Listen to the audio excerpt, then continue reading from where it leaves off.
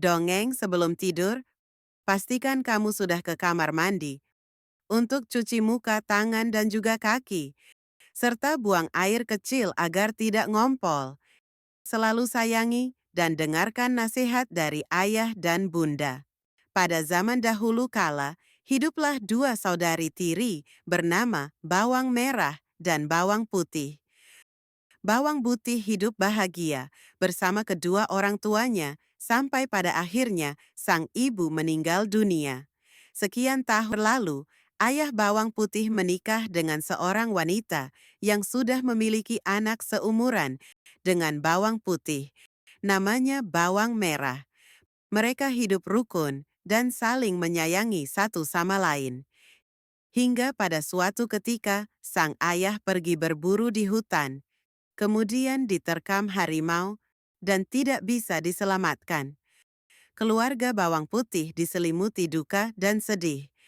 Dan seiring waktu berlalu, rumah yang dulunya begitu tentram tiba-tiba berubah drastis.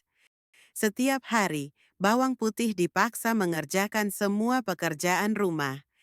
Dari membersihkan rumah hingga mencuci pakaian, sementara Bawang Merah hanya duduk santai. Suatu hari, ketika sedang mencuci di sungai, salah satu baju milik ibu tirinya terbawa arus dan hanyut. Bawang Putih sangat panik, tak tahu harus berbuat apa. Dalam kebingungannya, dia bertemu dengan seorang nenek tua yang baik hati. Nenek itu mengatakan bahwa dia telah menemukan baju yang hanyut dan akan mengembalikannya. Akan tetapi, nenek punya satu permintaan, yakni Bawang Putih harus membantunya menyelesaikan beberapa pekerjaan rumah. Dengan senang hati, Bawang Putih pun membantu nenek tersebut. Setelah semua pekerjaan selesai, nenek itu menepati janjinya dan mengembalikan baju ibu tirinya. Tak hanya itu, nenek itu juga memberinya hadiah, sebuah labu, dengan pilihan antara labu besar dan labu kecil. Dengan rendah hati, Bawang Putih memilih labu yang kecil. Setibanya di rumah, betapa terkejutnya Bawang Putih, ibu tiri, dan Bawang Merah ketika mereka membuka labu tersebut dan menemukan bahwa labu itu berisi perhiasan yang sangat banyak.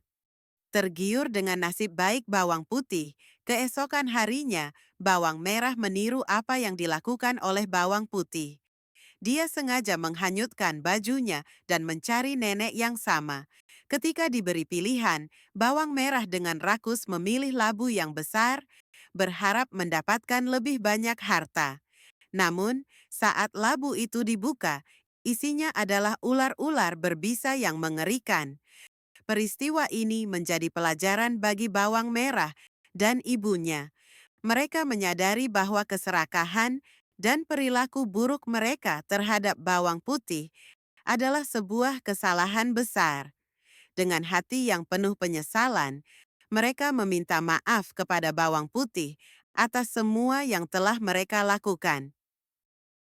Adik-adik, jangan pernah bersikap buruk terhadap orang lain ya, dan juga hindarilah sifat serakah, karena itu tidak baik.